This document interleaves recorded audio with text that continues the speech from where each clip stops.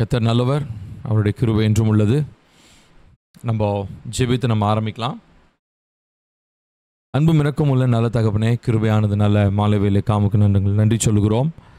அப்பா, இந்த வேலையிலும் நாங்கள் உம்முடைய பிள்ளைகளாக இணைந்து அப்பா உம்முடைய வேதத்தை தியானிக்கும்படியாக கர்த்தர் தந்திருக்கிறதான இந்த நல்ல நேரத்திற்காக ஸ்தோத்திரம்.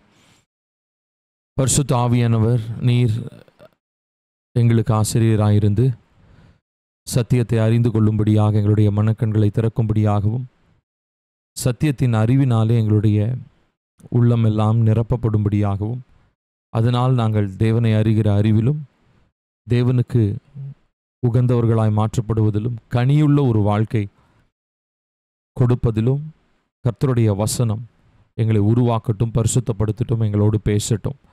கர்த்தருடைய வார்த்தை உணர்த்தும் பொழுது விட்டு கொடுக்கிறதான இணக்கமுள்ள இருதயத்தையும் தாழ்மையுள்ள ஆவியும் கர்த்தர் எங்களுக்கு தாரும்.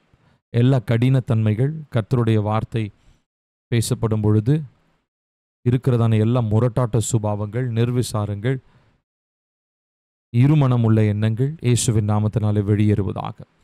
கீழ்ப்படிதலுள்ள இருதயத்தோடு உங்களுடைய வார்த்தைக்கு நாங்கள் செவிசாய்க்க கர்த்தர் உதவி செய்யும். நீரே உயர்ந்திரும் அப்பா. எல்லா துதியும் கனமும் மகிமையும் நாங்கள் உமக்கே செலுத்துகிறோம். இயேசுவின் நாமத்துக்கு கேட்கிறோம் நல்ல பிதாவே, ஆமேன் ஆமேன். Good evening. எல்லாரும் ஆண்டவராகிய இயேசுவின் நாமத்தில் ஆசீர்வதிக்கப்பட்டிருக்கிறீர்கள் என்று சொல்லி நான் நம்புகிறேன்.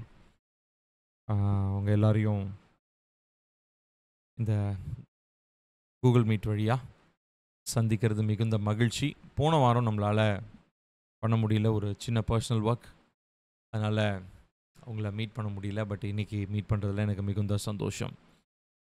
ஓகே, ஸோ இந்த நாளிலும் நம்ம தேவனுடைய வார்த்தைக்கு நேராக நம்முடைய கவனத்தை நாம் திருப்புவோம். நாம் தொடர்ச்சியாக பரிசுத்த ஆவியானவரை குறித்து நாம் பார்த்து வருகிறோம் இல்லைங்களா? பரிசுத்த ஆவியானுடைய செயல்கள் என்னன்றதெல்லாம் நாம் பார்த்துட்ருக்கோம். முதலாவது திருத்துவம், அப்புறம் பிதாவாகிய தேவன், குமாரனாகிய தேவன், ஒரு பரிசுத்த ஆவியாகிய தேவன். அவரை குறித்து நம்ம பார்க்கிறதான ஒரு சில காரியங்கள். அவர் யார், எப்படிப்பட்டவர், பரிசுத்த ஆவியானவர் என்னும் நபர், அவருடைய செயல்கள் என்ன, அவருடைய கிரியைகள் என்ன, அதெல்லாம் நம்ம பார்த்தோம். அவர் ஒரு நபராக எப்படி செயல்படுகிறார், இதை நம்ம போன வாரத்துக்கு முந்தின வாரம் உள்ள அந்த செஷனில் நம்ம இதை ஃபுல்லாக நம்ம பார்த்தோம். என்னென்னலாம் நம்முடைய சார்பில் அவர் என்னென்னலாம் செய்கிறார் அப்படின்னு சொல்லி. அதுக்கப்புறம் ஒரு நபராக அவர் பார்க்கப்படுகிறார், இதெல்லாம் நம்ம பார்த்தோம். இப்போ இன்றைக்கி நம்ம பார்க்க போகிறது பரிசுத்த ஆவியானவருடைய தெய்வீகத்துவம், the deity of the Holi spirit. ஏன்னா பரிசுத்த ஆவியானவரை வெறும் ஒரு ஆற்றலாகவோ, ஒரு ஏதோ ஒரு ஆபத்து காலத்தில் நமக்கு உதவி செய்கிற ஒரு சக்தி அப்படின்ற மாதிரியோ நம்ம புரிந்து கொள்ளாமல் அவர் ஒரு நபராகவும் பார்த்தோம். அடுத்ததாக அவர் தெய்வீக தன்மை உடையவரும், அதாவது திருத்துவத்தில் ஒன்றாய் இருக்கிறதான அவர் ஒரு தெய்வீக தன்மை உடையவர் அப்படின்றத நம்ம பார்க்க போகிறோம். இப்போது இதை நம்ம கவனித்து பார்க்கும்போது இதில் நம்ம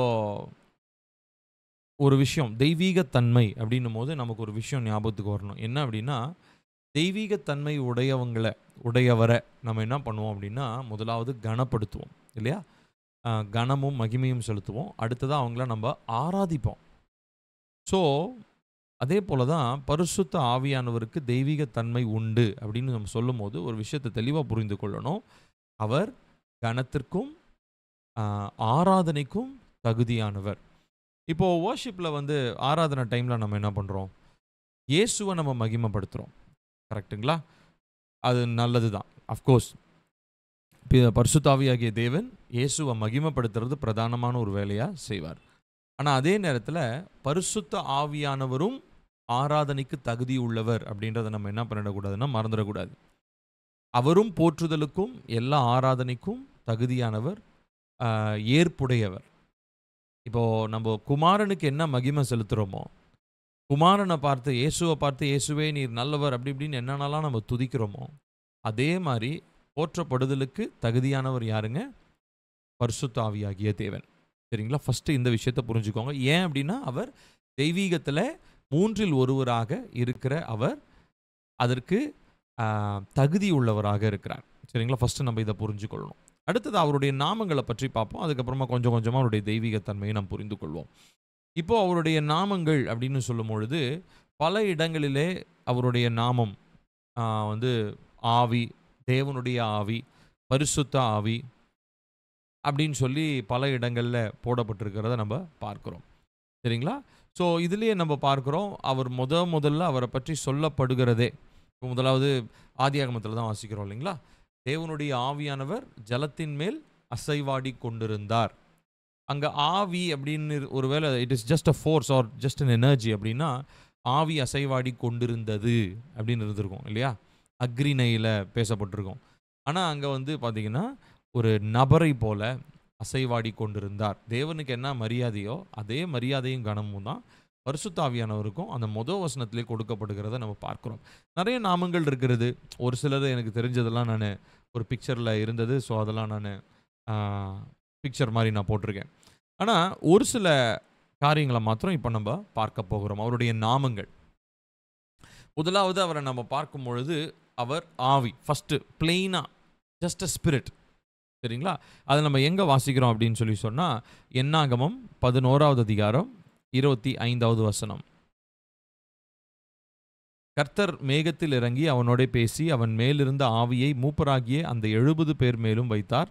அந்த ஆவி அவர்கள் மேல் வந்து தங்கின மாத்திரத்தில் தீர்க்க தரிசனம் சொன்னார்கள். சொல்லி பின்பு ஓய்ந்தார்கள். இப்போ கர்த்தர் என்ன பண்ணுறாரு, மோசே கிட்ட இருந்து ஒரு சில லீடர்ஸுக்கு அந்த அனாயிண்டிங்கை கொடுக்குறாரு. மோசே மேலே இருந்ததான அந்த அனாயிண்டிங்கை ஷேர் பண்ணுறாரு. ஏன்னா லீடர்ஷிப் வளரணும். மக்கள் பெருங்கூட்டமாக இருக்கிறாங்க. மக்களை நியாயம் செய்கிறதுக்கும் விசாரிக்கிறதுக்கும் இப்போ அவங்க வளரணும். அதனால் என்ன பண்ணுறாரு அப்படின்னு சொல்லி சொன்னால் அந்த அவங்க மேலே இருந்ததான அந்த அபிஷேகத்தை வந்து அவர் என்ன பண்ணுறாருன்னா அவங்களுக்கு ஷேர் பண்ணுறதை நம்ம பார்க்குறோம். சரிங்களா? அவங்களுக்கு அவர் ஷேர் பண்ணுறாரு.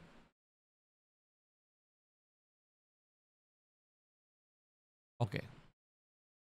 ஸோ உங்களுக்கு புரிஞ்சிருக்கும்னு நினைக்கிறேன். ஸோ இப்போ இங்கே சொல்லப்படுகிறது என்னதுங்க, பிளெயினாக ஆவி, அதாவது கர்த்தருடைய ஆவி அப்படின்றது தான் அது. ஆனால் அங்கே வந்து எப்படி சொல்லப்பட்டிருக்கு அப்படின்னு சொல்லி சொன்னால் நம்ம வாசிக்கிறோம், அவன் மேலிருந்து ஆவி மூப்பராகி அந்த 70 பேர் மேலும் வைத்தார். அந்த ஆவி அவர்கள் மேல் வந்து தங்கின மாத்திரத்தில் அவர்கள் தீர்க்க தரிசனம் சொன்னார்கள். ஸோ இங்கே ஜஸ்ட் பிளெயினாக ஸ்பிரிட் அப்படின்றத நம்ம பார்க்குறோம். அடுத்ததா spirit of counsel and might, ஆலோசனை மற்றும் வல்லமை. ஏசாயா 11வது அதிகாரம் 2வது வசனம். ஏசாயா 11:2. ஞானத்தையும் உணர்வையும் அருளும் ஆவியும். இங்கே ஆக்சுவலி இது வந்து 7 தேவனுடைய 7 ஆவிகள் அப்படின்றது அது ஒரு தனி தலைப்பு. அது மேபி நம்ம லேட்டரான் பேசலாம். ஆனால் இங்கே அதில் வந்து பார்த்திங்கன்னா ஆலோசனையும் பலனும் அருளும் ஆவி அப்படின்னு இருக்குது. ஸோ இங்கே 2 காரியத்தை நம்ம பார்க்குறோம். தேவனுக்கு ஆக்சுவலி வந்து பார்த்திங்கன்னா 7 ஆவிகள் இருக்கிறது அப்படின்னு போடப்பட்டிருக்கிறது. இந்த ஏசாயால இந்த வசனமும் அடுத்ததாக இதே பற்றி ரெவலேஷன்லையும் வெளிப்படுத்தின விசேஷத்துலையும் தேவனுடைய 7 ஆவிகள் என்று பேசப்படுகிறத நம்ம பார்க்குறோம். அந்த 7 ஆவிகள் என்ன அப்படின்றது இந்த ஏசாயால நான் இந்த 1, 2, 3 வசனங்களில் நம்ம வாசிக்கிறோம். அது 7 ஆவிகள் எப்படி செயல்படுது, என்னது அப்படின்றத டீட்டெயிலாக மேபி லேட்டரான் நம்ம பார்க்கலாம். ஆனால் இங்கே நம்ம பார்க்கறது ஆலோசனையும் பலனும் அருளும் ஆவி அப்படின்னு சொல்லி. ஸோ பரிசுத்த ஆவியானவருக்கு அவர் என்ன பண்ணுறாருங்க, ஆலோசனையும் பலனும் தருகிறவர். அடுத்ததாக ஏசாயா 61:1. ஏசாயா 61:1. கர்த்தராகிய தேவனுடைய ஆவியானவர். இங்கே நம்ம வாசிக்கிறோம், அவருடைய நாமம் என்னதுங்க, தேவனுடைய ஆவியானவர் என்மேல் இருக்கிறார். சிறுமைப்பட்டவர்களுக்கு சுவிசேஷத்தை அறிவிக்க கர்த்தர் என்னை அபிஷேகம் பண்ணினார். இருதயம் நொறுங்குண்டவர்களுக்கு காயம் கட்டுதலையும், சிறைப்பட்டவர்களுக்கு விடுதலையும், கட்டுண்டவர்களுக்கு கட்டவிழ்த்தலையும் கூறவும். இப்போ பாருங்க, இங்கே போடப்பட்டிருக்கிற நாமம் என்னதுங்க, தேவனுடைய ஆவியானவர். ஓகேங்களா? அடுத்ததான் நாம் பார்க்கிறது மத்தேயு 3வது அதிகாரம் 16வது வசனம். மத்தேயு 3:16. இயேசு ஞானஸ்நானம் பெற்று ஜலத்திலிருந்து கரையேறின உடனே இதோ வானம் அவருக்கு திறக்கப்பட்டது. தேவ ஆவி புறாவை போல் இறங்கி தம்மேல் வருகிறதை கண்டார். இங்கே நம்ம பார்க்கிறோம் தேவனுடைய ஆவி, the spirit of God. So முதலாவது இருந்தது, முதலாவது நம்ம பார்த்தது வந்து பார்த்திங்கன்னா லார்ட் காட் அப்படின்னு இருக்கோம். இங்கே வந்து ஸ்பிரிட் ஆஃப் காட், தேவனுடைய ஆவி அப்படின்னு. அடுத்ததாக லூக்கா 4வது அதிகாரம் 18வது வசனம். லூக்கா 4வது அதிகாரம் 18வது வசனம். இங்க பார்க்கும்போது கர்த்தருடைய ஆவியானவர் அப்படின்னு இருக்கு. தேவனுடைய ஆவி, கர்த்தருடைய ஆவி, வெறும் ஆவி. பாருங்க எத்தனை நாமங்கள். கர்த்தருடைய ஆவியானவர் என் மேல் இருக்கிறார், தரித்திரருக்கு சுவிசேஷத்தை பிரசங்கிக்கும்படி. இதே தான் வந்து நம்ம ஏசாயால ஃபர்ஸ்ட் படிச்சோம். ஸோ இங்க நம்ம பார்க்கிறது கர்த்தருடைய ஆவியானவர் அப்படின்னு சொல்லி நம்ம பார்க்கிறோம். அடுத்ததாக சத்திய ஆவியானவர். யோவான் 14வது அதிகாரம் 17வது வசனம். உலகம் அந்த சத்திய ஆவியானவரை காணாமலும் அறியாமலும் இருக்கிறபடியால் அவரை பெற்றுக்கொள்ள மாட்டாது. அவர் உங்களுடனே வாசம் பண்ணி உங்களுக்குள்ளே இருப்பதால் நீங்கள் அவரை அறிவீர்கள். இங்கே நம்ம பார்க்கிறது சத்திய ஆவியானவர். சரிங்களா? அவருடைய இன்னொரு நாமம் சத்திய ஆவியானவர். அடுத்ததாக நாம் பார்க்கிறது அதே யோவான் 14:26. இங்கே நாம் பார்க்கிறோம், என் நாமத்தினாலே பிதா அனுப்ப போகிற பரிசுத்த ஆவியாகிய தேற்றரவாளன். இப்போ ஆவியானவருடைய இன்னொரு பேர் என்னதுங்க? தேற்றரவாளன். ஹீஸ் அ கம்ஃபர்டர், நம்மை தேற்றுகிறவர். இங்கே அவருடைய நாமத்தை நம்ம பார்க்கிறோம். அடுத்ததாக நம்ம பார்க்கிறோம் அப்போஸ்தலர் 16:7. அப்போஸ்தலர் 16:7.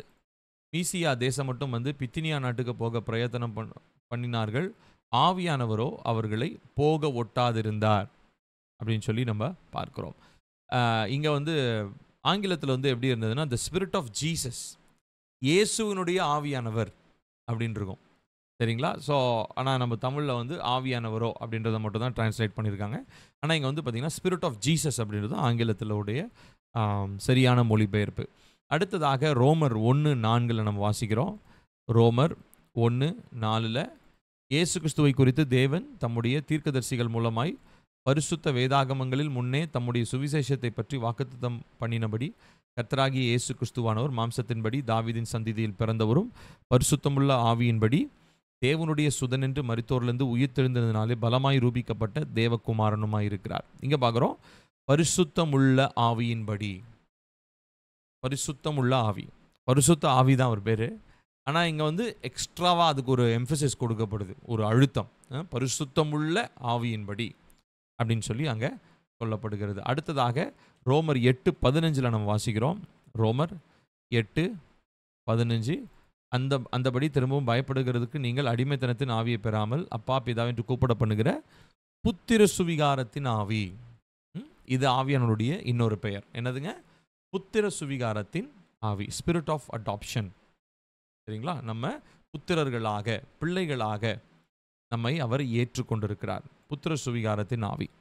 ஓகேங்களா? ஸோ நான் சொல்கிறது எல்லாமே நீங்கள் எழுதிட்டு இருக்கீங்கன்னு சொல்லி நான் நம்புகிறேன். அடுத்ததாக 1 கொரிந்தியர் 6:11. 1 கொரிந்தியர் 6:11 வாசிக்கிறோம். உங்களில் சிலர் இப்படிப்பட்டவர்களாக இருந்தீர்கள், ஆயினும் கர்த்தராகிய இயேசுவின் நாமத்தினாலும் நமது தேவனுடைய ஆவியினாலும். கவனிங்க, தேவனுடைய ஆவி ஏற்கனவே ஓல்ட் டெஸ்டமெண்ட்டில் இருந்ததான், பட் நியூ டெஸ்டமெண்ட்டில் இருக்கிறதான ரெஃபரன்சஸ் உங்களுக்கு நான் சொல்கிறேன். தேவனுடைய ஆவியினாலே நீங்கள் கழுவப்பட்டீர்கள். அடுத்ததாக நம்ம பார்க்கிறதும் ஜீவனுள்ள தேவன். 2 கொரிந்தியர் 3:3 என பார்க்கிறோம். ஏனெனில் நீங்கள் எங்கள் ஊழியத்தினாலே உண்டாக்கிய கிறிஸ்துவின் நிருபமாக இருக்கிறீர்கள் என்று வெளியரங்கமாக இருக்கிறது. அது மையினால் அல்ல, ஜீவனுள்ள தேவனுடைய ஆவியினால்.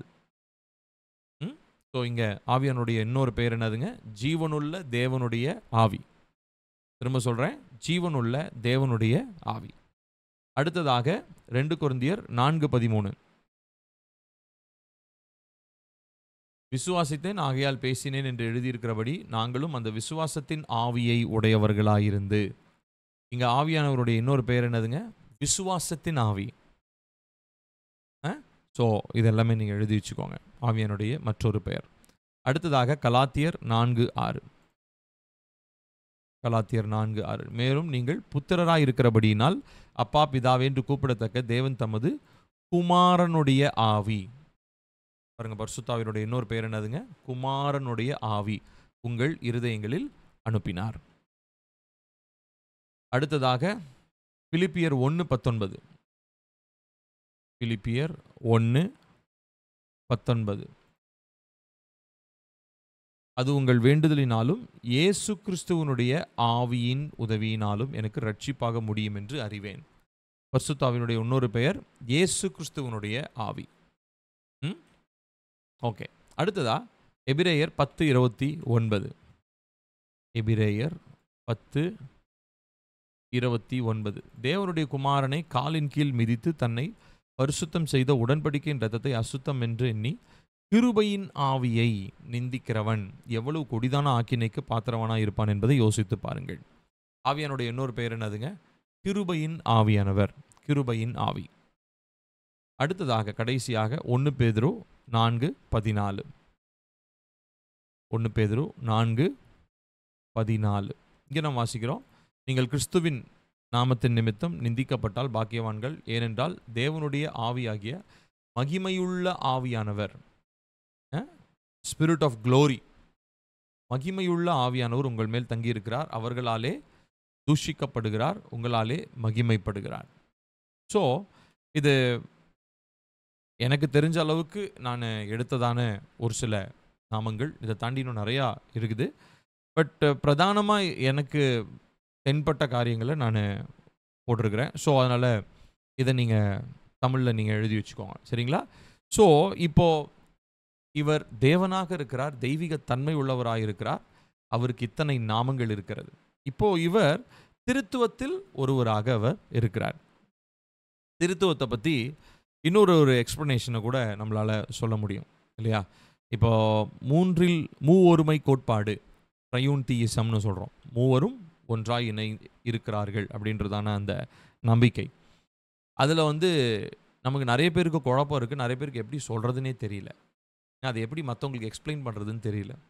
ஆனால் கடந்த நாட்களில் ஒரு சகோதரனோட ஒருவருடைய விளக்கத்தை நான் கேட்டேன். அது ரொம்ப உண்மையாலுமே ரொம்ப ஈஸியாக அண்டர்ஸ்டாண்ட் பண்ணுற மாதிரி இருந்தது. இப்போ உதாரணத்துக்கு சூரியன், அவர் சொன்ன காரியம் சூரியன். இப்போ சூரியன் எடுத்துக்குவோம். சூரியன்றது ஒன்று தான் இல்லைங்களா? ஒரே சூரியன். இப்போ இந்த சூரியன்லேருந்து வெளிச்சம் வருகிறது. அந்த வெளிச்சம் நம்ம மேலே பட்ட உடனே அது என்னவாக மாறுது? அனலாக மாறுகிறது இல்லையா? ஸோ இப்போ இதே மாதிரி தான் சூரியன்றது பிதாவாகிய தேவன். அந்த வெளிச்சம்ன்றது அவரிடத்திலிருந்து வந்த குமாரனை வெளிப்படுத்துகிறது. அந்த வெளிச்சம், அந்த ஒளி நம்ம மேலே பட்ட உடனே நம்ம மேலே என்ன ஆகுதுங்க? அனல் ஏற்படுது இல்லைங்களா? அது பரிசுத்த ஆவியானவரை குறிக்குது. இப்போது இதில் நீங்கள் ஏதாவது ஒன்றை தனியாக எடுக்க முடியுமா? வெளிச்சத்தை தனியாக எடுத்துடலாம், நம்ம அந்த அனலை தனியாக எடுத்துடலாம் அப்படின்னு எடுக்க முடியாது. ஏன்னா ஒருத்தர், தேவன் ஒருவரே. இப்போ இஸ்ரவேல் கிட்ட சொல்கிறார் இல்லைங்களா? இஸ்ரவேலே கேள் உன் தேவனாகிய, இஸ்ரவேலே கேள் உன் தேவனாகிய கர்த்தர் ஒருவரே கர்த்தர், ஒருத்தர் தான். ஆனால் அவர் 3 விதங்களிலே தன்னை என்ன பண்ணுறாருங்க? வெளிப்படுத்துகிறார். புரியுதுங்களா உங்களுக்கு? ஸோ இதுதான் ஒரு ஈஸியான ஒரு புரிதலாக மேபி மற்றவங்களுக்கு நம்ம சொல்கிறது கொஞ்சம் ஈஸியான ஒரு விளக்கமாக இருக்கும்னு நான் யோசித்தேன். ஸோ சூரியன் பிதாவாகிய தேவன், வெளிச்சம் குமாரனாகிய தேவன், நம்ம மேலே படுகிற அனல் பரிசுத்த ஆவியாகிய தேவன். ஸோ இதில் இந்த மூணுலேயுமே தனித்தனியே எதையும் நம்ம என்ன பண்ண முடியாது? பிரிக்க முடியாது. அப்போ தேவன் ஒருவர் தான். ஆனால் அவர் வெளிப்படுகிற விதங்கள் 3 விதங்களிலே இருக்கிறது. ஸோ அந்த அடிப்படையில் நம்ம பார்க்கும்போது இந்த திருத்துவத்தில் ஆண்டவராகிய பரிசுத்த ஆவியாகிய தேவன் தேவனாக, தெய்வீக தன்மை உள்ளவராக இருக்கிறத நம்ம பார்க்க முடிகிறது. சரிங்களா? ஸோ அடுத்த நம்ம பார்க்கிறது, இவருடைய தெய்வீக தன்மையை நம்ம வேதாகமத்தில் எல்லாருமே ரெகக்னைஸ், அதாவது அதை உணர்ந்து அதை என்ன பண்ணுறது, அதை ப்ரொக்ளைம் பண்ணுறாங்க. அதை அவங்க தைரியமாக அதை பேசுகிறாங்க. ஆவின்னு மாத்திரம் பேசாமல் ஆவியானவர் தெய்வீகத்தன்மை உடையவர் என்பதை அவங்க வெளிப்படையாகவே போதனைகளில் அப்போஸ்தலர்கள், முக்கியமாக அப்போஸ்தலனாகிய பவுலும் சரி, மற்ற அப்போஸ்தலர்களும் சரி, பரிசுத்த ஆவியானவருக்கு தெய்வீகத்தன்மையை கொடுத்து அந்த என்ன சொல்கிறது, அவங்களுடைய நிருபங்களிலே, அவர்களுடைய போதனைகளிலே, அவர்களுடைய எல்லா காரியங்களிலும் ஆவியானவருக்கு தெய்வீகத்தன்மையை அவங்க கொடுத்தாங்க அப்படின்னு சொல்லி நம்ம பார்க்குறோம். பவுல் அவருடைய எல்லா நிருபங்களையும் ஃபைனலாக சொல்கிறதான அந்த கடைசி வசனம், 2 கொரிந்தியர் கடைசி அதிகாரம் கடைசி வசனம், பொதுவாக நம்ம சர்ச்செல்லாம் நம்ம ஆசீர்வாதமாக சொல்கிறோம் இல்லைங்களா? கர்த்தராகிய இயேசு கிறிஸ்துவின் கிருபையும் பிதாவாகிய தேவனுடைய அன்பும் அப்படின்னும் இல்லையா? ஸோ அதில் கவனித்து பாருங்கள், பரிசுத்த ஆவியினுடைய ஐக்கியம், the fellowship of the Holi Spirit, பரிசுத்த ஆவியினுடைய ஐக்கியம் உங்கள் அனைவரோடும் கூட இருப்பதாக ஆமேன் அப்படின்னு சொல்லி சொல்கிறார். ஸோ பரிசுத்த ஆவியானுடைய இந்த ஐக்கியம்ன்றது ரொம்ப ரொம்ப, ஏன்னா ஆவியானவர் மூலமாக தான் நம்ம தேவனோடு என்ன பண்ண முடியும், ஐக்கியம் கொள்ள முடியும். ஆவியானவர் இல்லை அப்படின்னா நம்ம ஐக்கியம் கொள்ளவே முடியாது. இன்ஃபேக்ட் ஆண்டுடைய வருகைக்கு அப்புறம் பரிசுத்த ஆவியானவரும் சபையோடு கூட என்ன பண்ணுவாருங்க, அவரும் பரலோகத்துக்கு வந்துடுவார். சரிங்களா? கர்த்தருடைய வருகையில் நடக்க போகிறது. ஆனால் அதுக்கப்புறம் கைவிடப்பட்ட கிறிஸ்தவர்கள் இருப்பாங்க. அதாவது இரத்த சாட்சியாக மரிக்கும்படியா கைவிடப்பட்டவங்க அந்த மாதிரி இருப்பாங்க இல்லைங்களா? ஸோ அவங்க எப்படி, அவங்க ஜெபமே பண்ண முடியாது. அவங்க ஏன்னா அவங்க எப்படி ஜெபம் பண்ணலாம், ஆனால் அந்த ஜெபத்திற்கு எந்த பதிலுமே இருக்காது. ஏன்னா பரிசுத்த ஆவியானவர் இந்த பூமியில் இருக்கிற வரைக்கும் தான் அந்த ஐக்கியம்ன்றது நமக்குள்ள கான்ஸ்டண்ட்டாக தேவனோடு கூட இருக்குது இல்லைங்களா? ஸோ அந்த ஐக்கியத்தினால தான் நமக்கு ஜெபம் பரலோகத்துக்கு போகுது, பரலோகத்துலேருந்து பதில் நமக்கு வருது. ஆனால் ஆவியானவரே அந்த வருகையில் எடுத்துக்கொள்ளப்பட்டார்னா கைவிடப்பட்டவங்க சும்மா ஒரு என்ன சொல்கிறது, ஒரு கடமைக்கு ஜெபம் பண்ணிக்கலாம். ஆனால் உண்மையாலுமே ஜெபத்திற்கு பதில் வரப்போவது இல்லை. அவங்க எப்படி ஒரு ரத்த சாட்சியை தான் மறிக்கணும், வேறு வழியே இல்லை. அவங்களுடைய கன்விக்ஷன் படி அவங்க கடைசி நிமிஷம் வரைக்கும், தங்களுடைய மரணத்தின் கடைசி நிமிஷம் வரைக்கும் தேவனுக்காக அவங்க உண்மையாக இருக்கிறவங்களா இருக்கணும். ஸோ ஆவியானவர் இந்த பூமியில் நம்ம கூட இருக்கிற வரைக்கும் தான் நம்ம தேவனோட ஐக்கியம் கொள்ள முடியும். ஆவியானவர் இல்லாத பட்சத்தில் நம்ம என்னதான் முட்டி மோதி ஜெபம் பண்ணாலும், வசனத்தை வாசித்தாலும், பைபிளை படித்தாலும், என்னதான் பண்ணாலும் அது கேட்கப்படாது. ஏன்னா ஆவியானவர் தான் நமக்கும் தேவனுக்குமான ஒரு ஐக்கியத்தை ஏற்படுத்துகிறவராக இருக்கிறார். சரிங்களா? இதில் அவருடைய தெய்வீகத்தை நாம் புரிந்து கொள்ளுகிறோம். இப்போது இதனுடைய அடிப்படையில் தான் பேதுரு, பவுல் மற்றும் அப்போஸ்தலர்கள் எல்லாருமே அவங்களுடைய போதனைகளை வைத்திருந்தார்கள். இதில் அவங்களுடைய தெய்வீகத்தை, தேவனுடைய பரிசுத்த ஆவியானுடைய தெய்வீகத்தை அவங்க முழுவதுமாக வெளிப்படுத்துகிறத நம்ம பார்க்கிறோம். இப்போ அடுத்தது அவருடைய ஒரு சில தன்மைகளை குறித்து நம்ம பார்க்கும் பொழுது, இப்போ எப்படி பிதாவாகிய தேவனுக்கு தன்மைகள், ஒரு சில தனித்தன்மைகள்னு சொல்லுவாங்க, ஆட்ரிபியூட்ஸ், அந்த மாதிரி குமாரனாகிய தேவனுக்கும் நாம் பார்த்தோம். இப்போ அதே மாதிரி பரிசுத்த ஆவியாகிய தேவனுக்கும் ஒரு சில தனித்தன்மைகள் இருக்கிறது. சரிங்களா? ஸோ அவரை பற்றி சொல்லும்போது அவர் பரிசுத்தர் இல்லையா?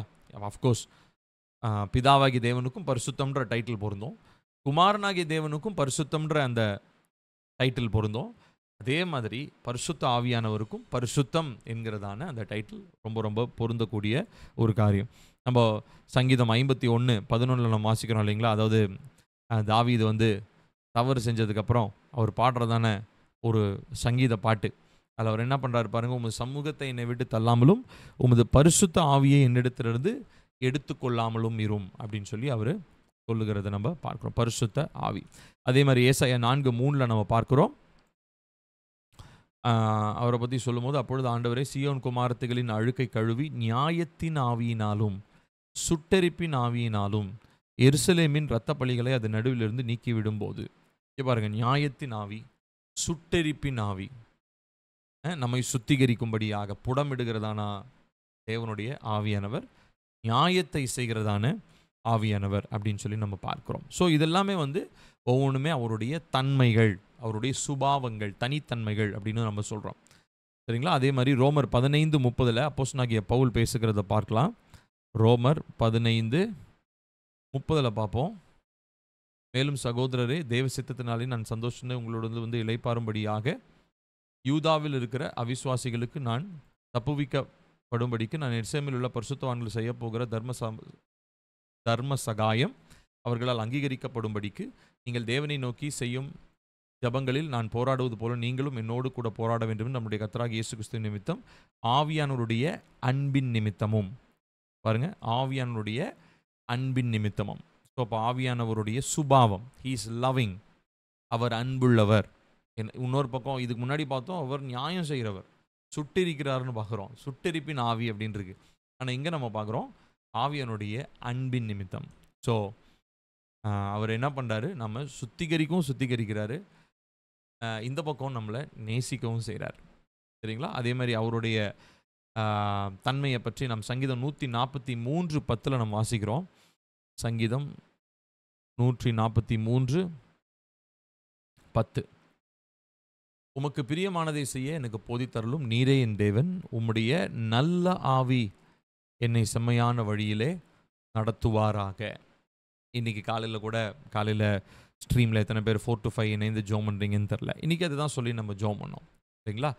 தேவனுடைய சித்தத்தின்படி செய்வது, அவருடைய நல்ல ஆவி அவர் என்ன பண்ணுறாரு, நம்மளை பிதாவினுடைய சித்தத்தில் பிதாவினுடைய இருதயத்தில் இருக்கிறதான சித்தத்தை வெளிப்படுத்தி செம்மையான வழியிலே நம்மை நடத்துகிறதான தேவனாக அவர் இருக்கிறார். அடுத்ததாக லூக்கா 11:13 நம்ம வாசிக்கிறோம். லூக்கா 11:13 வாசிக்கிறோம். பொல்லாதவர்களாகி நீங்கள் உங்கள் பிள்ளைகளுக்கு நல்ல ஈவுகளை கொடுக்க அறிந்திருக்கும் போது பரமபிதாவானவர் தம்மிடத்தில் வேண்டிக் கொள்ளுகிறவர்களுக்கு பரிசுத்த ஆவியை கொடுப்பது அதிக நிச்சயம் அல்லவா. ஸோ இதை தான் சொல்லி இந்த ஆவியனுடைய அபிஷேகத்தை பெறாதவங்க, அந்நிய பாஷனுடைய வரங்களை பெறாதவங்க இந்த வசனங்களை சொல்லி ஜோம் பண்ணுங்கன்னு சொல்லி நான் சொல்லியிருக்கேன். ஸோ அதில் நம்ம பார்க்குறோம் பரிசுத்த ஆவியை கொடுப்பது அதிக நிச்சயம் அல்லவா அப்படின்னு சொல்லி நம்ம பார்க்குறோம். He is a good gift from God. தேவனிடத்திலிருந்து வருகிற ஒரு நல்ல ஒரு விலையேற பெற்ற ஒரு பரிசு யார்? பரிசுத்த ஆவியானவர். சரிங்களா. இது அவருடைய தெய்வீகத்தன்மையை குறிக்கிறது. இப்போ நம்ம அடுத்ததாக பார்க்க போகிறது அவருடைய செயல்கள். அவர் என்னென்னலாம் செயல் செய்கிறாரு. முதலாவது அவரை பற்றி நம்ம வாசிக்கும்போது முதல்ல நமக்கு வரக்கூடிய செயல் என்னதுங்க? நம்ம ஆதியாகமம் 1வது அதிகாரம் 2வது வசனத்தில் வாசிக்கிறோம் இல்லைங்களா. ஆதியிலே தேவன் வானத்தையும் பூமி சிருஷ்டித்தார். பூமியானது ஒழுங்கின்மையும் வெறுமையுமாக இருந்தது. ஆழத்தின் மேல் இருள் இருந்தது. ஆனால் இருள் இருந்தாலும் தேவ ஆவியானவர் ஜலத்தின் மேல் அசைவாடி கொண்டிருந்தார். ஸோ அசைவாடுதல், to move or to create an action, ஒரு செயலை உருவாக்குவது அப்படின்றது பரிசுத்த ஆவியனுடைய வேலை. அதாவது கட்டளையை பிறப்பிக்கிறது தேவன், வார்த்தையாக வந்து அதை நிறைவேற்றுகிறவர் வார்த்தையாகிய தேவன் குமாரன். ஆனால் அதை அல்டிமேட்டாக அதை செயல்படுத்தி அது முழுமைக்குள்ளே கொண்டு வருகிறவர் யார்? பரிசுத்த ஆவியாகிய தேவன். புரியுதுங்களா உங்களுக்கு? ஸோ வார்த்தையினுடைய உறைவிடம் யார்? பிதாவாகிய தேவன். வார்த்தையை நிறைவேற்றுகிறவர் யார்? குமாரனாகிய தேவன். வார்த்தையை செயல்படுத்துகிறவர் யாருங்க? பரிசுத்த ஆவியாகிய தேவன். புரியுதுங்களா உங்களுக்கு? ஆனால் சோர்ஸ் யார்? பிதாவாகிய தேவன் தான். இப்போ நல்லா கவனிக்கணும். இப்போ நம்ம இங்கே பார்க்குறோம் கர்த்தருடைய ஆவியானவர் என்ன பண்ணுறாருங்க? தேவ ஆவியானவர் ஜலத்தின் மேல் அசைவாடி கொண்டிருந்தார். எதுக்காக அவர் அசைவாடணும் இல்லையா? ஃபஸ்ட்டு கேள்வி நமக்கு வருது. அது தண்ணி தான். அது தண்ணீர் மேலே ஏன் அவர் அசைவாடணும்? ஏன்னா அதுக்கப்புறம் செய்கிற எல்லாமே வந்து அவர் வார்த்தையினாலே உருவாக்குனாருன்னு நம்ம பார்க்குறோம். கரெக்டாக? வெளிச்சம் உண்டாக கிடவுது, அப்புறம் சுடர்கள் உண்டாகட்டும், அது இதுன்னு வரிசையாக கர்த்தர் உருவாக்குறார். ஆனால் உருவாக்குனது எல்லாவற்றையும் நிறைவேற்றி அது முழுமையடைய செய்தவர் யாருங்க? பரிசுத்த ஆவியானவர் தான். ஸோ கிரியேஷனில் வெறுமனே பிதா மாத்திரம் வார்த்தையை பேசிக்கிட்டே இல்லை, இல்லை வார்த்தையாக வெளியில் போய் குமாரன் மாத்திரம் அதை நிறைவேற்றி கொண்டே இல்லை. அதில் பரிசுத்த ஆவியானவரும் இணைந்திருந்து மூவருமே கிரியேஷனில் செயல்பட்டாங்க. சரிங்களா? ஸோ இதை வந்து நம்ம தெளிவாக நாம் புரிந்து கொள்ள வேண்டும். யோபு 26வது அதிகாரம் 13வது வசனம். யோபு 26:13. தமது ஆவியினால் வானத்தை அலங்கரித்தார். அவருடைய கரம் நெளிவான சர்ப்ப நட்சத்திரத்தை உருவாக்கிற்று. தமது ஆவியினால் வானத்தை அலங்கரித்தார். இங்கே கவனிக்கணும், தமது ஆவியினால். ஸோ பரிசுத்த ஆவியினால் எல்லா காரியமே அவர் செய்கிறார் அப்படின்றத நம்ம பார்க்கிறோம். அதே 33:4 பாருங்கள். 33:4. தேவனுடைய ஆவியானவர் என்னை உண்டாக்கினார், சர்வ வல்லவருடைய சுவாசம் எனக்கு உயிர் கொடுத்தது. தேவனுடைய ஆவியானவர் தான் உண்டாக்கினார். ஸோ அந்த முழுமையடைய, அந்த செயலை முழுமையடைய செய்கிறவர் பரிசுத்த ஆவியானவர் அப்படின்றத நம்ம பார்க்குறோம். அதே மாதிரி சங்கீதம் 104:30 நம்ம வாசிக்கிறோம். சங்கீதம் 104:30. நீர் உம்முடைய ஆவியை அனுப்பும்போது அவைகள் சிருஷ்டிக்கப்படும், நீர் பூமியின் ரூபத்தையும் புதிதாக்குகிறீர். கர்த்தருடைய ஆவியானவர் என்ன பண்ணுறாருங்க? சிருஷ்டிப்பிலே, உருவாக்குதலிலே முக்கியமான பங்கு வகிக்கிறவராக இருக்கிறார். ஸோ பரிசுத்த ஆவியானவர் அப்படின்னும் போது முதலாவது அவருடைய தெய்வீகத்தன்மையை பற்றி பார்த்தோம். அடுத்தது அவருடைய ஆட்ரிபியூட்ஸ், தனித்தன்மைகள், அவருக்குன்னு பிரத்யேகமாக இருக்கக்கூடிய தனித்தன்மைகள். அடுத்ததா அவர் செயல்படுகிறதான அவருடைய செயல்கள் என்ன, அவருடைய கிரியைகள் என்ன. ஸோ உருவாக்குதல், சகலவற்றையும் புதிதாக்குதல் அப்படின்றது பரிசுத்த ஆவியானுடைய ஒரு முக்கியமான ஒரு செயலாக இருக்கிறது. அதே மாதிரி நம்ம இன்னொரு இடத்துல கூட வாசிக்கிறோம், அவர் விசுவாசியினுடைய வாழ்க்கையில எவ்விதமாக அவர் செயல்படுகிறார். பாருங்க, யோவான் 3வது அதிகாரம் 5வது வசனம். ஒருவன் ஜலத்தினாலும் ஆவியினாலும் பிறவாவிட்டால் தேவனுடைய ராஜ்யத்தில் பிரவேசிக்க மாட்டான் என்று மெய்யாகவே மெய்யாகவே உனக்கு சொல்லுகிறேன். ஜலத்தினாலும் ஆவியினாலும் பிறவாவிட்டால். ஸோ இங்க இந்த ஃபஸ்ட்டு வந்தது அந்த கிரியேஷனில் அவர் புதுசாகிறார், எல்லாத்தையுமே ஃப்ரெஷ்ஷாக ஸ்டார்ட் பண்ணுறார். இப்போ விழுந்து போன மனுஷனை இயேசுப்பாவை அவன் நம்புறது நிமித்தமாக, இயேசு கிறிஸ்துவன் விசுவாசிக்கிறது நிமித்தமாக பரிசுத்த ஆவியானவர் உள்ளே வந்து என்ன பண்ணுறாருங்க, திரும்ப ரீஜெனரேஷன்னு சொல்கிறோம். ஸோ ஃபஸ்ட்டு நடந்தது என்னது? கிரியேஷன், சிருஷ்டிப்பு. கரெக்டுங்களா? அதில் யார் இருந்தா? ஆவியானவர் தான் இருந்தார். இப்போ பாவம் உள்ளே நுழைஞ்சி ஆதாம் ஏவாள் மூலமாக வரிசையாக பாவம் வந்து அப்படியே இதாகிடுச்சு. இப்போ ஃபைனலாக ஜீசஸ் வந்துட்டார் பூமிக்கு. ஜீசஸ் வந்துட்டு இப்போ அவர் வந்து ரட்சிப்பை ப்ராமிஸ் பண்ணுறாரு. பாவ மன்னிப்பு அவருடைய ரத்தத்தினால உண்டாகுது, எல்லாம் ஓகே தான். ஆனால் அவர் முக்கியமாக ஒரு விஷயத்த நிக்கோதேமுக்கிட்ட அவர் சொல்கிறாரு. என்ன சொல்கிறாருன்னா, ஜலத்தினாலும் ஆவியினாலும் ஒருவன் மறுபடி பிறக்க வேண்டும். ஸோ இந்த ரீஜெனரேஷன், ஸோ இந்த மறுபடி பிறப்புன்றது எதற்கு அடையாளமாக இருக்குது? ஆதியாகமத்தில் அவர் உருவாக்கினார் இல்லைங்களா, ஃப்ரெஷ்ஷாக, அதாவது எந்த ஒரு பழுதும் இல்லாமல், குறைவு இல்லாமல், நேர்த்தியான ஒரு சிருஷ்டியாக சகலவற்றையும் உருவாக்கினார் இல்லைங்களா, அந்த நிலைமைக்கு திரும்ப மனிதனை கொண்டு போக வேண்டும் என்பதற்காக தான் பரிசுத்த ஆவியானவர் நமக்குள்ளே என்ன பண்ணுறாருங்க, அந்த ரீஜெனரேஷன், மறுபிறப்பு அப்படின்றத நமக்குள்ளே ஏற்படுத்துகிறார். புரியுதுங்களா உங்களுக்கு? ஸோ மறுபிறப்பு நமக்கு இல்லைன்னு சொல்லி சொன்னால் நம்ம தேவனுடைய பிள்ளைகளாகவே இருக்கவே முடியாது. ஸோ ரீஜெனரேஷன், மறுபிறப்பு. இங்கே நம்ம பார்க்குறோம், இந்த பேதுரும் பவுலும் கூட வந்து பார்த்தீங்கன்னா பரிசுத்த ஆவியானவர், ஸோ மறுபிறப்பை பற்றி சொன்னேன். அடுத்ததாக அவர் நம்மளை எப்படி பரிசுத்தமாக்குகிறார். மறுபிறப்புன்றது அது ஒன் டே, அதாவது ஒரு நாளில் எனக்கு ஏதோ ஏற்பட்ட ஒரு அனுபவம் அப்படின்ற மாதிரி இல்லாமல், எனக்குள்ள தினசரி பரிசுத்தமாக்குதலை ஏற்படுத்தி அந்த மாற்றத்தை ஏற்படுத்துகிறவர் அப்படின்றதையும் நம்ம இங்கே பார்க்குறோம். அதை நம்ம எங்கே பார்க்குறோம் அப்படின்னா 1 பேதுரு 1:2 நம்ம பார்க்குறோம். 1 பேதுரு 1:2, பிதாவாகிய தேவனுடைய முன்னறிவின்படியே ஆவியானவரின்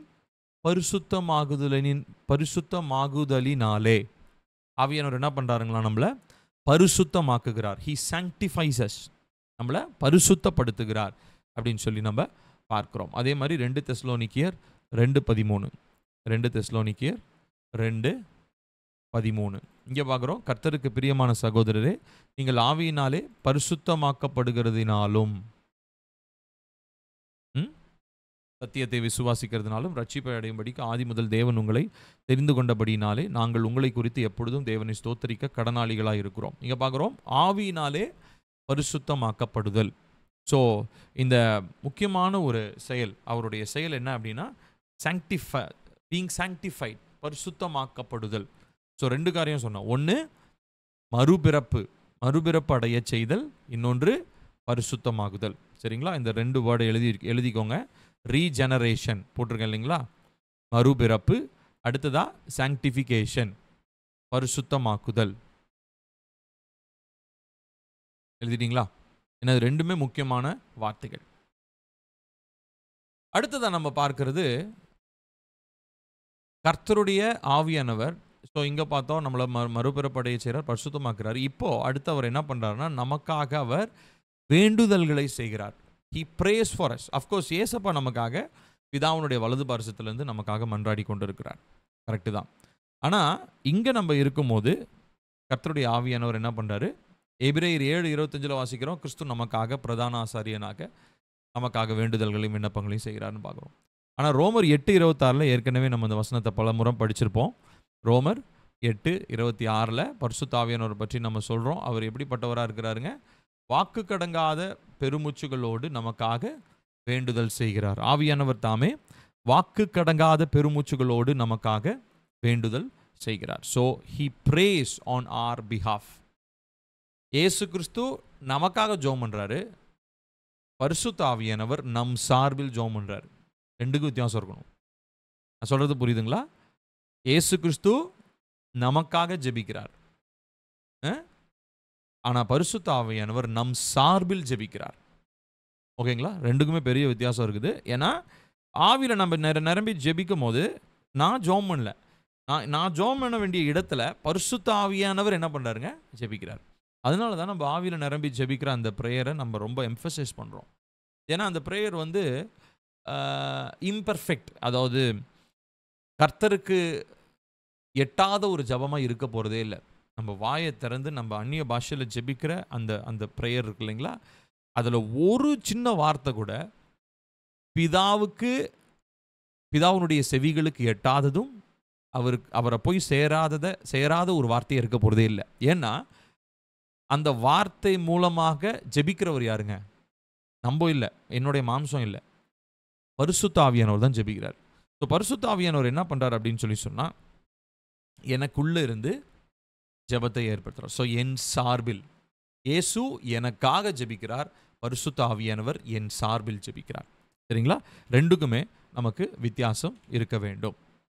அடுத்து நாம் பார்க்கிறது, பரிசுத்த ஆவியானவர் இந்த வசனங்களின் மூலமா, வார்த்தையின் மூலமா, இங்க நம்ம பார்த்தோம் நமக்காக ஜெபிக்கிறார், வேண்டுதல்களை பண்ணுகிறார், வாக்கு கடங்காத பெருமூச்சுகளோடு வேண்டுதல்களையும் விண்ணப்பங்களையும் செய்கிறார். இப்போ நம்ம பார்க்கிறது வசனத்தை பத்தி. வசனத்திலையும் அவருடைய ஈடுபாடு, அவருடைய செயல்பாடு இருக்கிறது. பாருங்க 2 பேதுரு 1:21.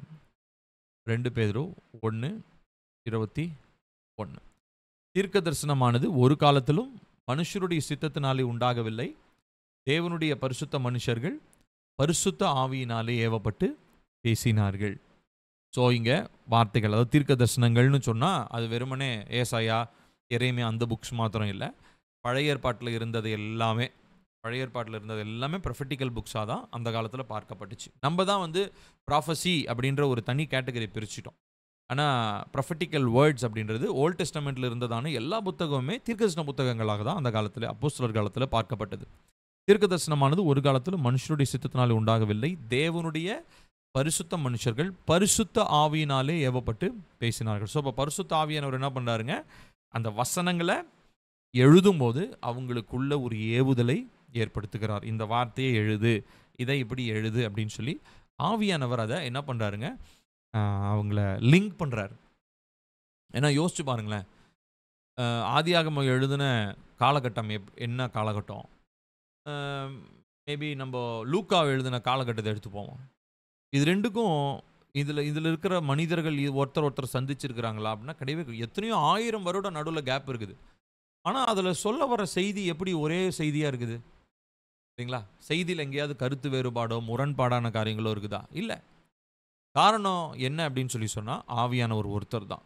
ஸோ அந்த காலத்தில் ஆதியாகமம் எழுதும் போது மோசேவோடு இருந்ததான அதே ஆவியானவர் தான் இங்கே லூக்கா சுவிசேஷத்தை எழுதும் போது லூக்காவோடையும் அதே ஆவியானவர் தான் இருந்தார். ஸோ அவங்களுக்குள்ள எந்த ஒரு என்ன சொல்கிறது, மிஸ்கம்யூனிகேஷன், அந்த தொடர்பில் அவங்க கொடுத்ததான செய்தியில், அவங்க எழுதுனதான வசனத்தில் எந்த விதமான தேவையற்ற குழப்பத்தை ஏற்படுத்தக்கூடிய எந்த ஒரு வார்த்தைகளும் இல்லை. காரணம் ஒரே ஆவியானவர் தான் வசனங்களிலும் செயல்படுகிறத நம்ம பார்க்கிறோம். சரிங்களா? ஸோ அப்போது கர்த்தருடைய வசனத்தை நம்ம புரிந்து, ஸோ அதனால தான் நம்ம இப்போ ஜோம் பண்ணும்போது கூட இப்போ ஜோம் பண்ணுறோம் இல்லைங்களா? பைபிள் ஸ்டடி பண்ணும்போது என்ன ஜோம் பண்ணுறோம்? பரிசுத்த வேதாகமத்தை எழுதி கொடுத்த அதே பரிசுத்த ஆவியானவரே, நீங்கள் வந்து எங்களுக்கு ஆசிரியராக வந்து கற்றுக் கொடுங்க. வாசிப்போமா? 1 கொரிந்தியர் 2:12. பாருங்க, 1 கொரிந்தியர் 2:12. நாங்களோ உலகத்தின் ஆவியை பெறாமல் தேவனால் எங்களுக்கு அருளப்பட்டவைகளை அறியும்படிக்கு தேவனிலிருந்து புறப்படுகிற ஆவியையே பெற்றோம். பாருங்க, நான் திரும்ப வாசிக்கிறேன். நாங்களோ உலகத்தின் ஆவியை பெறாமல் தேவனால் எங்களுக்கு அருளப்பட்டவைகளை அறியும்படிக்கு தேவனிலிருந்து புறப்படுகிற ஆவியையே பெற்றோம். ஸோ நமக்கு வசனத்தில் பல விஷயங்களை கர்த்தர் எழுதி வச்சிருக்கிறார். அதில் வந்து ஒரு என்ன சொல்கிறது, ஒரு 1% கூட நம்ம வந்து இன்னும் என்ன பண்ணலன்னா, வெளிப்பாடுகள் பரிசுத்த ஆவியானவர் மூலமாக அந்த வசனத்துலேருந்து நமக்கு இன்னும் அந்த 1% கூட நம்ம டிஸ்கவர் பண்ணல, ஆராய்ந்து பார்க்கல. இன்னும் எக்கச்சக்கம் இருக்குது அவருடைய வசனம், அளவிட முடியாதது. அவ்வளவு ஆழமான கர்த்தருடைய வெளிப்பாடுகளை வசனத்தின் மூலமாக நமக்கு வெளிப்படுத்துகிறவர் யாருங்க? பரிசுத்த ஆவியானவர். அதனால தான் பாருங்கள், தேவனால் எங்களுக்கு அருளப்பட்டவைகளை அறியும்படிக்கு தேவனிலிருந்து புறப்படுகிற ஆவியே பெற்றோம். அவைகளை நாங்கள் மனுஷ ஞானம் போதிக்கிற வார்த்தைகளாலே பேசாமல் பரிசுத்த ஆவி போதிக்கிற வார்த்தைகளாலே பேசி ஆவிக்குரியவைகளை ஆவிக்குரியவைகளோடு சம்பந்தப்படுத்தி காண்பிக்கிறோம். So the way we reveal, we speak of revelation and interpretation. வெளிப்பாடுகளையும் வியாக்கியானங்களையும் குறித்து நம்ம பேசும் பொழுது பரிசுத்த ஆவியனுடைய துணை இல்லாமல் என்ன பண்ண முடியாது? வெளிப்பாடுகளும் வியாக்கியானங்களும் உண்டாக வாய்ப்பே இல்லை.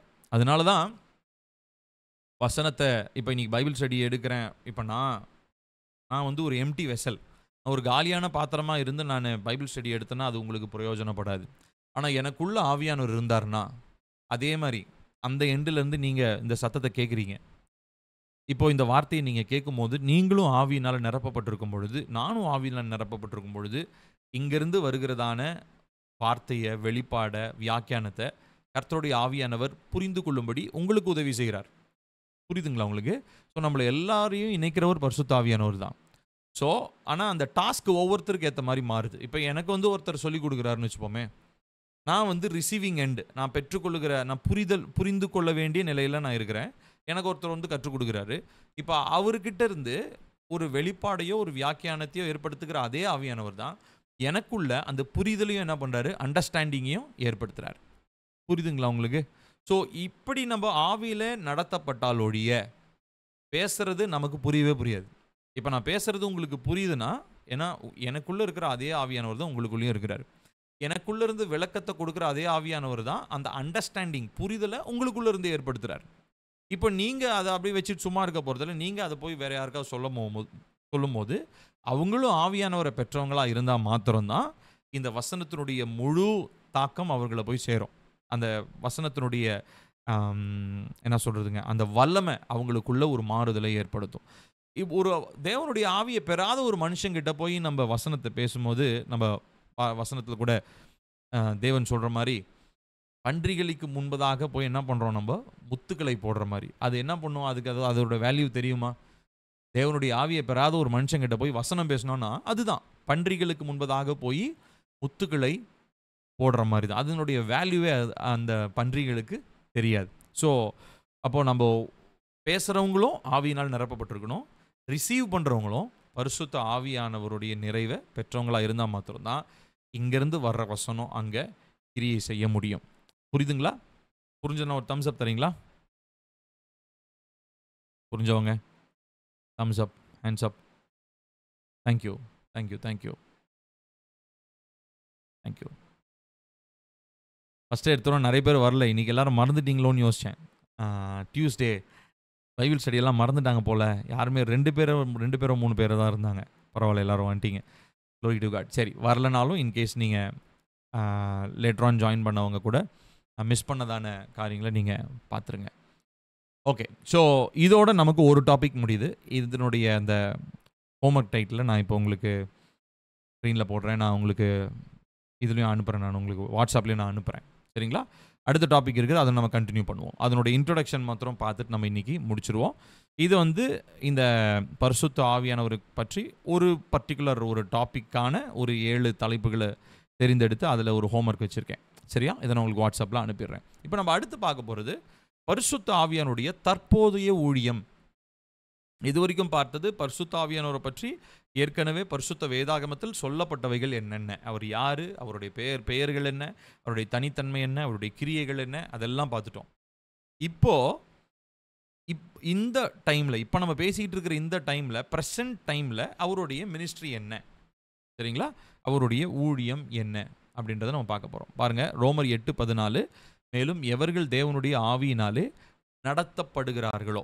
ஸோ இதுலேயே புரிஞ்சுக்கலாம் நீங்கள், தேவ பிள்ளைகளை நடத்துதல், to lead the children of God, the sons and daughters of God.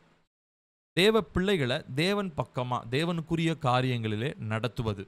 இதுதான் இன்னைக்கு கர்த்தருடைய ஆவியானவர் பிரதானமாய் செய்கிறதான ஒரு செயல். அவர்கள் தேவனுடைய புத்திரர்களாயிருக்கிறார்கள். ஏற்கனவே நான் சொன்னேன் இல்லைங்களா, தேவனுடைய குழந்தைகளாக இருப்பது வேறு, தேவனுடைய புத்திரர்களாக இருப்பது வேறு. நம் குழந்தைகளாகவே இருப்பதற்காக அழைக்கப்பட்டவர்கள் அல்ல. நாம் எப்படி மாறணுமா? மகன்களாக, மகள்களாக, புத்திரர்களாக நாம் மாற வேண்டும். ஏற்கனவே இதை பற்றி நம்ம பேசிகிட்டு இருக்கோம். சரி. இப்போ இதில கவனிக்கும்போது பாருங்க, இதில 2 காரியத்த நான் போட்டிருக்கேன். பரிசுத்த ஆவியானவருக்கு பல ஊழியங்கள், அதாவது நம்மள தேவனுடைய குமாரர்களாக, குமாரத்திகளாக நடத்துவதில, அதில பல டிவிஷன்ஸ் இருக்கு. பல பகுதிகள் இருக்கு. அதில ஒரு சிலத மாத்திரம் நம்ம பார்க்க போறோம். ஸோ முதலாவது அவர் என்ன பண்றாரு அப்படின்னு சொல்லி சொன்னா, பாருங்க ரெட் கலர்ல போட்டிருக்கேன். பாவத்தை நமக்கு உணர்த்துகிறார். He convicts us of our sins. பாவத்தை பற்றி நமக்கு அவர் உணர்த்துகிறார். ஸோ இந்த கன்விக்ஷன் அப்படின்றது நல்லா கவனிக்கணும். இது வந்து குற்றப்படுத்துதல் கிடையாது.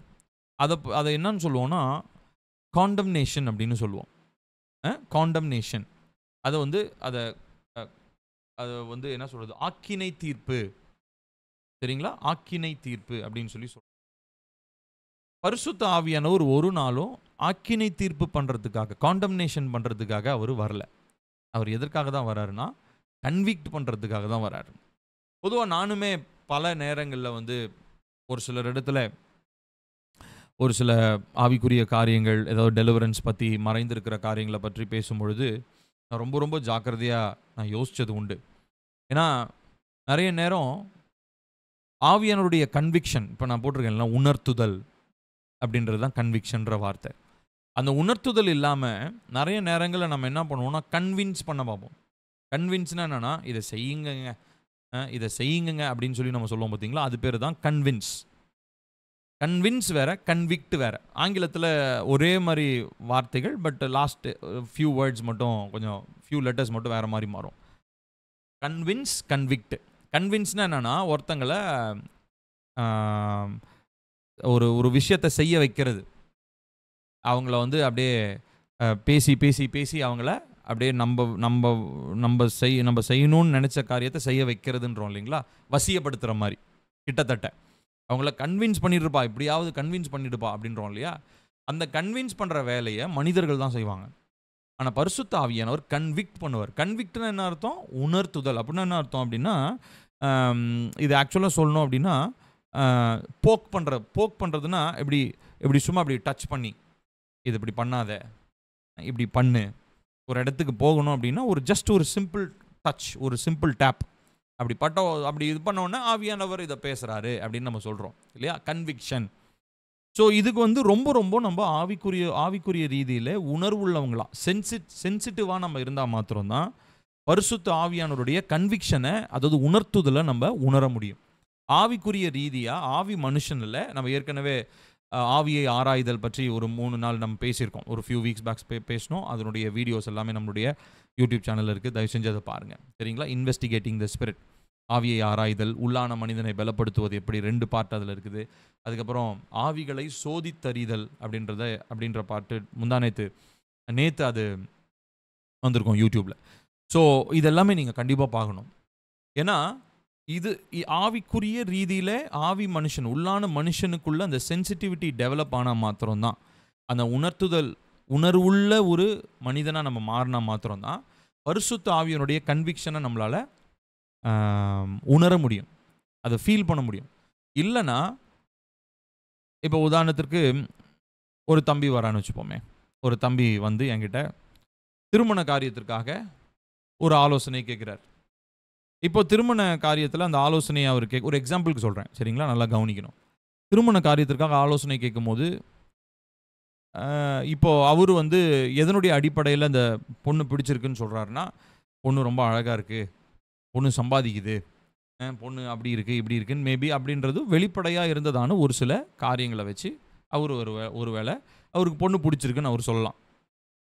இப்போ அவரு சொல்லும்போதே, அவர் என்கிட்ட சொல்லும்போது, இப்போ எனக்குள்ள ஆவியானவர் வந்து ஒரு உணர்த்துதல தராருன்னு வச்சுப்போம். ஒரு உணர்த்துதல எனக்கு தராரு. என்ன குடுக்குறாருன்னா, இதெல்லாம் அவன் வந்து வெளிப்பிரகாரமா பார்க்குற காரியம்பா. ஆனா உள்ளான மனுஷன்ல அந்த பொண்ணு சரியில்ல. சரியில்ல இன் த சென்ஸ், இந்த பையனுக்கு அவங்க ஏற்றவங்க அல்ல அப்படின்னு சொல்லி உணர்த்தினாருன்னு சொல்லி சொன்னா, அத நான் போல்டா நான் சொல்லுவேன். சரிங்களா? அது என் வேலை. என் பொறுப்பு. என்கிட்ட உணர்த்துறாரு. நான் சொல்லிடுறது என்னுடைய வேலை. சொல்றது மட்டும் தான் என் வேலை. ஆனா, இது கன்விக்ட் ஆயிட்டேன். கன்விக்ட் பண்ற உணர்த்தப்பட்ட வார்த்தைய அவர்கிட்ட சொல்லிட்டேன். இப்போ அந்த வார்த்தைய கேட்கிறாரு இல்லையா அந்த தம்பி. இப்போ அவருக்கு வந்து அந்த பொண்ண ரொம்ப விரும்பிட்டாருன்னு வச்சுப்போம். அந்த பொண்ணு வந்து அவருக்கு ரொம்ப புடிச்சு போச்சு. ஆனா, பாஸ்டர் நான் வந்து அந்த பொண்ணு வேணாம்பா, அது தெரியல, ஆண்டவர் சித்தம் இல்லை அப்படின்ற மாதிரி நான் சொல்கிறேன்னு வச்சுப்போமே. இப்போது நான் என்ன பண்ணுறேன் அப்படின்னு சொல்லி சொன்னால், நான் சொன்னது வந்து அவருக்கு பிடிக்கல. ஏன்னா அவர் வந்து ஆல்ரெடி அந்த பொண்ணை விரும்ப ஆரம்பிச்சிட்டார். ரொம்ப பிடிச்சிருக்கு, அந்த பொண்ணை தான் கல்யாணம் பண்ணணும்னு அவர் மனசில் செட் பண்ணிட்டார். இப்போது நான் உணர்த்தப்பட்ட நான் அந்த தம்பிக்கிட்ட நான் போயிட்டு பேசிக்கிட்டே இருக்கக்கூடாது. வேணாம்பா வேணாம்பா வேணாம்பா தயவு செஞ்சு வேணாம்பா அப்படின்லாம் நான் சொல்லவே கூடாது. இப்போது கன்விக்ஷன்றது வந்து திரும்ப திரும்ப போய் ஒருத்தங்களை போய் தொல்லை பண்ணி அந்த எடுக்கப்பட்ட தீர்மானத்தை திணிக்கிறது பேர் கன்விக்ஷன் கிடையாது. சரிங்களா? அது பேர் என்னது? கன்வின்ஸ். கன்வின்ஸ்னா என்ன அர்த்தம்னா, எனக்குள்ள ஆவியானவர் வெளிப்படுத்தாருன்னு நான் நினச்ச, நான் புரிஞ்சுக்கிட்ட காரியத்தை அவர் செய்யும்படி அவரை அப்படியே என்ன பண்ணுறது? பேசி பேசி பேசி பேசி அவரை படிய வைக்கிறது, அவரை என் வழிக்கு வர வைக்கிறது. இது பேர் தான் கன்வின்ஸ். புரியுதுங்களா உங்களுக்கு? ஆவியானவர் என்கிட்ட கன்விக்ட் பண்ணது உண்மைதான். அந்த கன்விக்ஷனை நான் அவர்கிட்ட ஒரு தாட்டி சொல்லலாம், 2 தாட்டி சொல்லலாம். ஆனால் திரும்ப திரும்ப நான் அதை சொல்லும் போது நான் அவரை கன்விக்ட் பண்ணுறதில்ல, அவரை நான் கன்வின்ஸ் பண்ணுறவனா மாறிடுவேன். ஸோ அப்போ கன்விக்ட்னா அப்போது பேசிக்கலாக என்ன நடக்கணும்? எனக்கு உணர்த்தப்பட்ட மாதிரியே அந்த தம்பிக்கும், என்கிட்ட திருமணத்துக்கு ஆலோசனை கேட்க வந்தார் இல்லைங்களா அந்த தம்பி, அவர்கிட்டையும் அதே கன்விக்ஷன் ஏற்படணும். அதுக்கு நான் என்ன பண்ணணும்? நான் ஜெபிக்க தான் முடியும். ஆனால் நிறைய போதகர்கள், நிறைய ஊழியக்காரங்க, நிறைய spiritually grown and mature people, ஆவிக்குரிய காரியங்களில் ரொம்ப முதிர்ந்த நிலையில் இருக்கிற மனிதர்கள் கூட அவங்களுக்குள்ள கன்விக்ஷன் இருக்கும். ஆனால் அந்த கன்விக்ஷனை, அந்த உணர்த்துதலை இன்னொருத்தங்க கிட்ட கன்வின்ஸ் பண்ணி அதை திணிக்க பார்ப்பாங்க. அது மிகவும் தவறானது. அது ஒரு நாளும் நிலையாக நிற்கவே நிற்காது. அவங்க என்னைக்காவது ஒரு நாள் ப்ரெஷர் தாங்காமல் பிச்சுக்கிட்டு ஓடிடுவாங்க. என்னைக்காவது ஒரு நாள் ப்ரெஷர் பிச்சுக்கிட்டு ஓடினாலும் பரவாயில்ல, அவங்க திரும்ப ரிட்டாலியேட் ஆகி நம்ம பக்கம் வந்துடும். நீங்கள் தானே இதை செய்ய சொன்னீங்க அப்படின்வாங்க. ஸோ எப்பயுமே இப்போ நான் வந்து இந்த தம்பிக்கிட்ட ஒரு ஆலோசனை சொல்கிறேன், உணர்த்தப்பட்டிருக்கிறேன்ப்பா அப்படின்னு நான் சொல்லலாம், அவ்வளோதான். இது ஆவியானவர் சொன்னது, நான் உணர்த்தப்பட்டிருக்கிறேன், உன்கிட்ட சொல்கிறேன். இதோட என்னுடைய வேலை முடிஞ்சது. அந்த தம்பிக்காக நான் அடுத்து ஜெபம் தான் பண்ண முடியும். ஆனால் அந்த தம்பிக்காக நான் அதையே நான் திரும்ப திரும்ப சொல்லி, தம்பி இதை பண்ணுப்பா இதை பண்ணுப்பா அப்படின்னு நான் சொல்லி, நான் ஒருவேளை அக்கறையில் பண்ணுறேன், எனக்கு ஒரு ஆதங்கம் இருக்குது, நான் அந்த தம்பி மேலே வச்சிருக்கிற ஒரு பிரியத்தில் அந்த தம்பி வழிவிலகு போயிடக்கூடாதுன்னு சொல்லி நான் என்னதான் 1008 காரணம் சொன்னாலும் அது ஆவியானவர் ஏற்படுத்தாத ஒரு கன்விக்ஷன். புரியுதுங்களா உங்களுக்கு? ஏன்னா நான் வந்து என்ன பண்ணுறேன், அந்த தம்பியை கன்வின்ஸ் பண்ணுறேன். அந்த தம்பிக்கு பர்சனலாக அவருடைய உள்ளான மனுஷனுக்குள்ள என்ன வரலைங்க? உணர்த்துதல் ஏற்படலை. அந்த உணர்த்துதல் அவருக்கு தனிப்பட்ட முறையில் ஏற்படாமல் எனக்கு ஏற்பட்டு நான் அதை அவருக்குள்ளே திணிக்கணும்னு நினச்சா அங்கே அது ஒர்க் அவுட் ஆகாது, அது ஃபெயிலியராக போயிடும். அப்போ நம்ம போய் ஆண்டவர்கிட்ட போய் கேட்டுட்டு இருக்கக்கூடாது, என்ன ஆண்டவரே நீங்கள் தானே சொன்னீங்க, நான் அந்த தம்பிக்கிட்ட நீங்கள் சொன்னது தான் சொன்னேன். அப்போ அவங்க வந்து என்ன நடக்குது? அந்த கன்விக்ஷன் அப்படின்ற அந்த வேலையை ஆவியானவர் தனிப்பட்ட முறையில் ஒவ்வொருத்தர் வாழ்க்கையிலும் செய்யணும்னு நினைக்கிறார். வெறும் ஊழியக்காரன் வாழ்க்கையில் மாத்திரம் இல்லை. ஊழியக்காரங்கிட்ட இருந்து எல்லா ஒரு 10 விசுவாசினா 10 விசுவாசிக்கும் ஊழியக்காரன் மூலமாகவே கன்விக்ஷன் நடக்கணுன்றது அவசியம் இல்லை. அப்படி நடக்கவும் கூடாது. கன்விக்ஷன் இந்த மனுஷங்கிட்ட நடக்கிற மாதிரி ஊழியக்காரங்கிட்ட இருந்து, ஊழியக்காரருக்கு ஒரு 10 விசுவாசிங்க இருந்தாங்கன்னா 10 விசுவாசிக்கும் இண்டிவிஜுவலாக கன்விக்ஷன் எப்படி இருக்குன்றத சொல்லி கொடுக்கறது தான் என் வேலையை ஒழிய, எனக்குள்ள உணர்த்தப்பட்ட உணர்த்துதல்களை நான் அவர்களுக்குள்ள கன்வின்ஸ் பண்ண கூடாது. புரிஞ்சதுங்களா? இதுதான் கன்விக்ஷனுடைய அடிப்படை. பரிசுத்த ஆவியானவர் இப்படி தான் செயல்படுவார். ஒரு தம்ஸ் அப் தரீங்களா? புரிஞ்சதுன்னா தம்ஸ் டவுனும் இருக்கு. புரியலன்னா இப்படி கொடுங்க, நான் இன்னொரு டைம் கூட எக்ஸ்பிளைன் பண்ணுறேன் உங்களுக்கு. Thank you thank you thank you. சரி, ஓகே, பிரைஸ் லார்ட். சரி, அப்போது நம்ம என்ன பண்ணணுங்க? கன்விக்ஷனுக்காக ஜெபிக்கணும். இப்போ நான் சொன்ன மாதிரி ஒரு சினாரியோ உங்களுடைய சர்ச்லேயோ குடும்பத்திலையோ மேபி உங்கள் பிள்ளைங்கிட்டே இருக்கலாம். உங்கள் பிள்ளைங்கிட்ட ஒரு விஷயத்தை பற்றி நீங்கள் ஆவியானவர் உங்ககிட்ட உணர்த்துறாருன்னு வச்சுக்குவோம். உங்கள் பிள்ளைங்களுடைய எதிர்காலம்னு வச்சுப்போமே. இப்போ பிள்ளைகிட்ட நீங்கள் ஒரு தாட்டி சொல்லலாம், இது ஆண்டோடைய சித்தமாக இருக்கான்னு தெரியலப்பா, எனக்கு சரியாக தோணலை, எனக்குள்ள ஆவியானவர் உணர்த்துறது இதுதான், நீங்கள் ஓப்பனாக சொல்கிறது தப்பு இல்லை. ஆனால் சொல்லிவிட்டு நம்ம என்ன பண்ணக்கூடாதுன்னா, ஆவியானவர் உணர்த்துகிற அந்த விஷயத்தை இருக்கு இல்லைங்களா, அதை அவங்க மேலே என்ன பண்ணக்கூடாது? ஃபோர்ஸ் பண்ணக்கூடாது. அவங்களுக்காக நம்ம ரொம்ப பாரப்பட்டு ஜெபிக்கணும். ஆவியானவரே, நீங்கள் உணர்த்திருக்கிறீங்க, இது எனக்கும் உணர்த்தின மாதிரியே மகளுக்கு நீங்கள் உணர்த்துங்க, மகளுக்கோ மகனுக்கோ கணவனுக்கோ மனைவிக்கோ நீங்கள் உணர்த்துங்க அப்படின்னு சொல்லி நம்ம ஜெபிக்கணும். சரிங்களா? ஸோ நிறைய பேர் அந்த ஜெபத்தில் வந்து ஒரு நிலையற்ற தன்மை இருக்கிறனால தான் அவசரப்பட்டு என்ன பண்ணிடுறோம், அதை நம்ம கன்விக்ஷனாக இல்லாமல் கன்வின்ஸ் பண்ணுற மாதிரி பேசிடுறோம். அந்த கன்வின்ஸ் நிறைய நாளுக்கு அப்படியே இருக்கவே இருக்காது. கன்விக்ஷன் பார்த்தீங்கன்னா ஆவியானவர் ஏற்படுத்துகிறார் இல்லைங்களா, அந்த உணர்த்துதல், அது தேவனுடைய ராஜ்யத்தில் நம்ம போய் சேர்ற வரைக்கும் அது அந்த அந்த நிச்சயம் அப்படியே இருக்கும். அது பேர் தான் கன்விக்ஷன். ஆனால் கன்வின்ஸ்ன்றது அப்படி இல்லை. அது சூழ்நிலைக்கு ஏற்ற மாதிரி கன்வின்ஸ் மாறிக்கிட்டே இருக்கும். எமோஷன்ஸ் மாதிரின்னு வச்சுக்கோங்களேன், உணர்வுகள் மாதிரி, உணர்வுகள்லாம் மாறிக்கிட்டே இருக்கு இல்லையா, அந்த மாதிரி நம்ம கன்வின்ஸ் பண்ணும்போது நல்லா இருக்கிற மாதிரி இருக்கும். ஆனால் அதுக்கப்புறம் கொஞ்ச நாள் கழித்து அதெல்லாம் மாறிடும். ஸோ எப்பயுமே ஆவியானவர் உணர்த்துவதற்கு நாம் விட்டு கொடுக்க வேண்டும். ஸோ அப்போ முதலாவது அவர் என்ன பண்ணுறாரு, பாவத்தை குறித்து அவர் உணர்த்துகிறார். ஸோ இதுதான் கன்விக்ஷனுடைய அடிப்படை, புரிந்து கொள்ளணும். அடுத்ததாக அவர் என்ன பண்ணுறார் அப்படின்னு சொல்லி சொன்னால், ரட்சிப்பிலே பரிசுத்த ஆவியானவர் ஒரு மனிதனுடைய இருதயத்தை அவர் என்ன பண்ணுறாருன்னு ஏற்கனவே சொன்னேன் இல்லைங்களா, மறுபிறப்பு, டு ரீஜெனரேட், பாவியை மறுபிறப்பு செய்ய வைக்கிறார். ஒரு புதிதாகிற ஒரு அனுபவத்தை அவர் அந்த பாவிக்கு அவர் ஏற்படுத்துகிறார். So he feels fresh. வெளிப்பிரகாரமாக இப்போ ரட்சிக்கப்பட்ட நாளில் எனக்கு ஏதாவது வெளிப்பிரகாரமாக ஏதாவது மாறுனுச்சா? இல்லை. ஆனால் என்னுடைய உள் மனதில் அப்படி விவரிக்க முடியாத ஒரு ஒரு ஒரு சந்தோஷம், ஒரு மாற்றம், அது எக்ஸ்பிளைன் பண்ணவே முடியாது. சரிங்களா? ஸோ இந்த காரியத்தை தான் ஆவியானுடைய செயல்கள் என்று நம்ம சொல்லுகிறோம். சரிங்களா? ஸோ நம்ம இதோடு நம்ம நிறுத்த போகிறோம்.